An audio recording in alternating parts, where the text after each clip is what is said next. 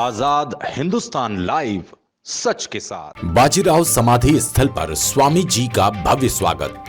बेड़िया मध्य प्रदेश की जीवन धारा पुण्य सलीला मां नर्मदा की पैदल परिक्रमा कर रहे महर्षि उत्तम स्वामी जी महाराज का रावेर खेड़ी के रावेर पहुंचने पर ग्राम एवं क्षेत्र के नागरिकों द्वारा भव्य स्वागत किया गया।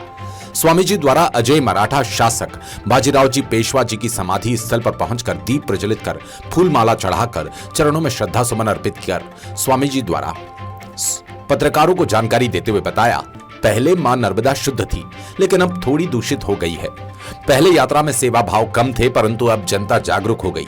नर्मदा तट के गांव में अब परिक्रमा वासियों की जगह जगह सेवा की जाती है।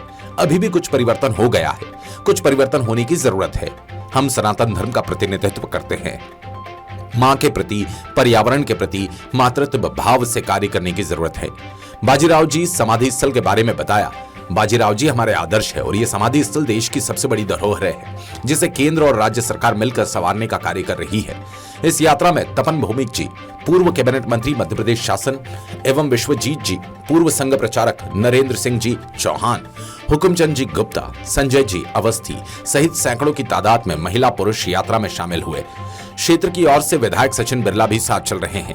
इस अवसर पर स्वागत में पेशवा समाधि स्थल के विवेक जी भटोरे, नगेंद्र मुछाल, रामेश्वर भाईडिया, अनिल बिरला, मोहन मलगाया, राजेंद्र नामदेव, गोपाल कानूनगो, रमेश जी बिरला, प्रेमलाल पटेल सहित धर्म प्रेमी जनता उपस्थित थी। यात्रा का रात्रि विश्राम शिवलिंग की नगरी बकावा में होगा। बेड़िया से राजेंद्र नामदेव की रिपोर्ट।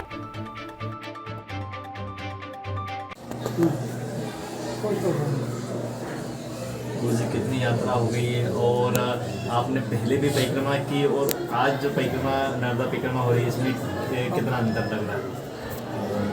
बस पहले माँ बहुत शुद्ध थी, अभी से थोड़ी दूषित लग रही है। पहले लोगों में भाव कम थे, अभी भाव बढ़ गए।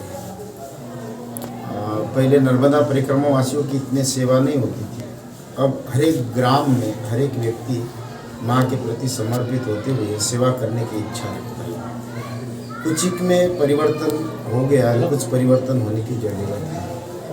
कई प्रकार से मुझे ये लगता है कि हम सनातन धर्म का प्रतिनिधित्व करते हैं और उस माँ के प्रति, पर्यावरण के प्रति, उस मातृत्व भाव के साथ ही हम लोग कार्य करें। हमारे देवता तुल्य समझकर उनके बराबरी में रखकर इन सभी पंच तत्वों को मानकर हम अगर ध्यान रखते हुए किसी भी पंच तत्वों को साफ मत करो, गंदा अगर करना छोड़ दो तो मुझे लगता है हमारा पंच तत्व अपने आप में शुद्ध होगा और ग्लोबल वार्मिंग की जो पूरे वर्ल्ड में चर्चा है वो बंद हो जाएगी। जी, बाजीराव पेशवा समाधि स्थल काफ़ी समय से वो उपेक्षित रहा पर अब सरकार का ध्यान यहाँ पे आकर्षित हुआ है और एक बड़ी योजना बनाई है। जी, क्या कहेंगे आप? मैं ये चाहता हूँ कि हमारे देश की एक बहुत बड़ी धरोहर है। सरकार को हमारे जितने भी, चाहे केंद्र सरकार हो, राज्य सरकार हो, कर भी रही।